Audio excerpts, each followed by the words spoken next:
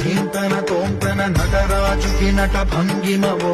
ధీంతన తోంతన శంకరునికి సంకీర్తనవో ఈశ్వరుడే అనునిత్యం తనలో తలచుకునే ఓంకారమువో శివ హృదయం కరిగించే ఆ పంచాక్షరివో ఈ మదిలో మహాదేవుడినే కొడుకుంటున్న కైలాసమువో